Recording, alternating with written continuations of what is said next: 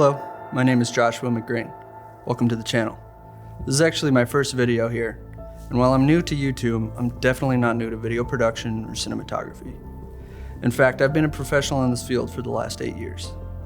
In this channel, I'll be sharing with you my tips and techniques to achieve professional looking shots, create captivating visuals, and ways to elevate your filmmaking skills to the next level.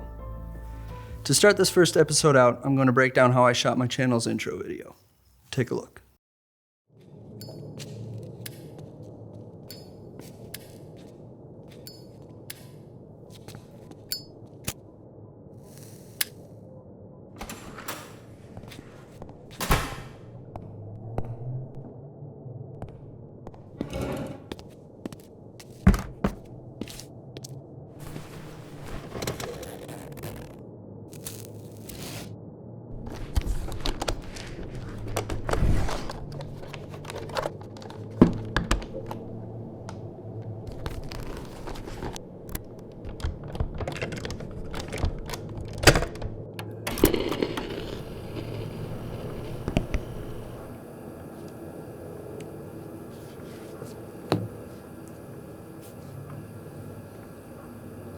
Please state your name for the record and tell me how this all started. My name is Joshua McGrane. I'm a cinematographer.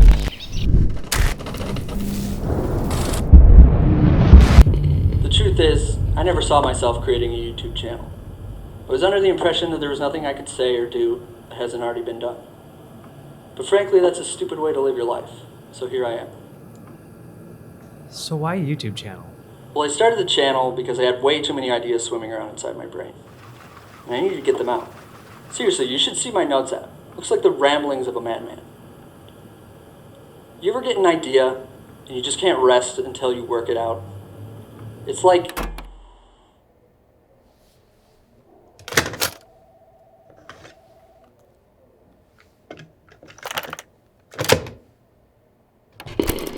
I'm sorry, continue. Well, I just wanted to write and shoot small movie sequences, like vignettes, in an attempt to just improve and work on my lighting and filmmaking skills. I figured I've learned a lot of lessons the hard way when it comes to filmmaking. And if I can show others what I've learned and what to avoid, I should try that. I mean, I don't pretend to know everything, but I do have a few tricks up my sleeve. So listen, if you're interested in learning a thing or two about cinematography, consider subscribing. What are you looking at?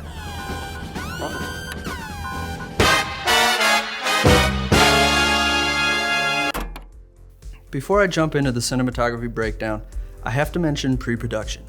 It is arguably the most important aspect to making the video as good as the way you see it in your head.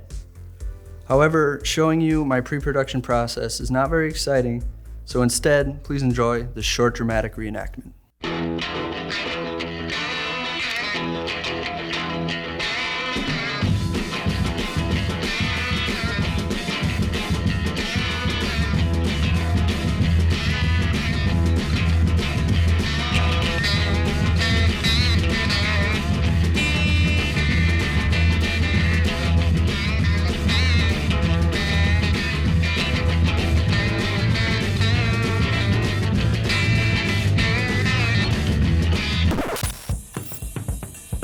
This is the location. It's a small music venue, and I'm going to clear it out and make it my set for this shoot.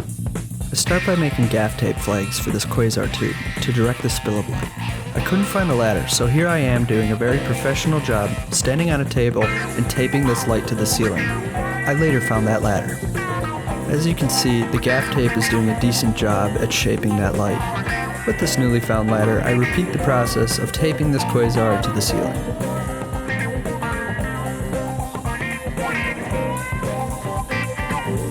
With a great deal of effort, I get this table in place and I begin decorating my set.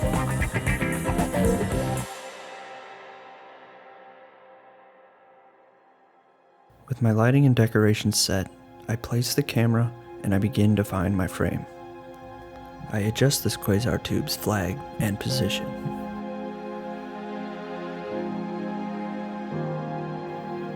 Here I am checking the shot. I'm looking down at my monitor and I'm reviewing my composition and light quality. With a few tweaks to the position of the overhead quasar, I believe I could get this shot to look decent. However, it doesn't look the way I see it in my head, so I decide to bring in another light. Here I am setting up a quick and dirty top light with an aperture, 300D, a softbox, and a crate. I checked the shot and it's already looking better. However, I want to increase the contrast ratio, so I throw up some negative fill on my right side.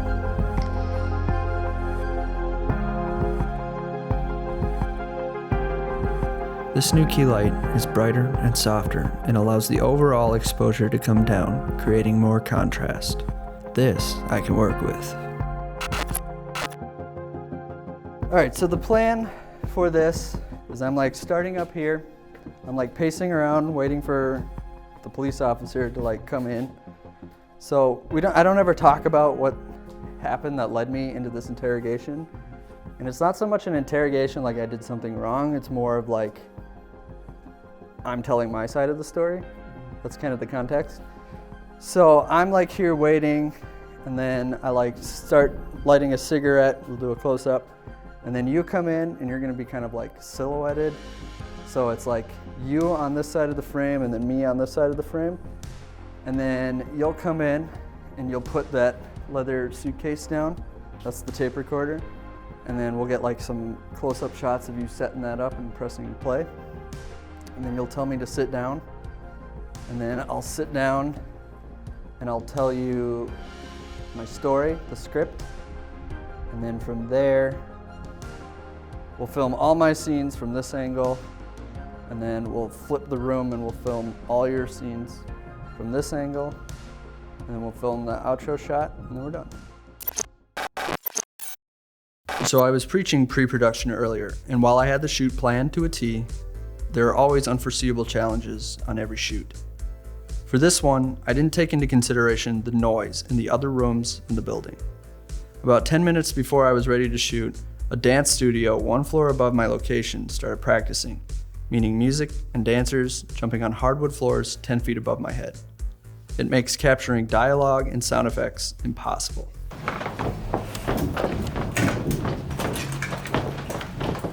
To combat this, I shifted the shoot schedule, leaving all the dialogue scenes to be shot last. It also means all the B-roll footage would have unusable audio, so I had to use Foley techniques to re-record all the sound effects that you heard. So here's our first take. Right now we're practicing our timing and our blocking. Next we move the camera up and Josiah is doing a focus pull while I pretend I know what I'm doing with a cigarette. I adjust the 300D for the tape recorder shots, and we begin shooting the close-up B-roll.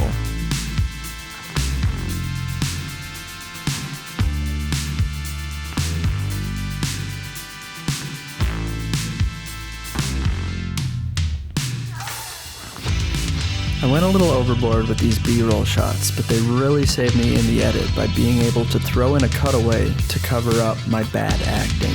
On top of that, they were still pretty loud upstairs, so we were killing time anyways. After a while, it started to calm down upstairs, so we decided to start shooting our dialogue scenes. After subjecting Josiah to my terrible acting, we got all the coverage needed for my scene. And then I noticed something went terribly wrong. Okay, so we just found out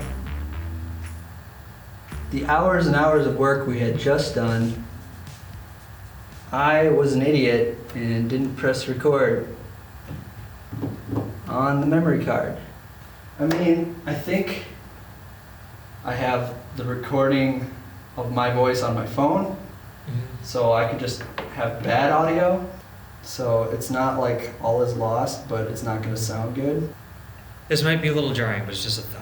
Like, if we got good sounding audio for my voice and then tried to play it off, like your voice sounds funny because it's coming through that microphone. Hey, you're a genius. That might work. Because all your dialogue is when you're sitting, speaking on that microphone. Dude, you're a genius. With that problem solved, the show must go on, and we finish up Josiah's scenes.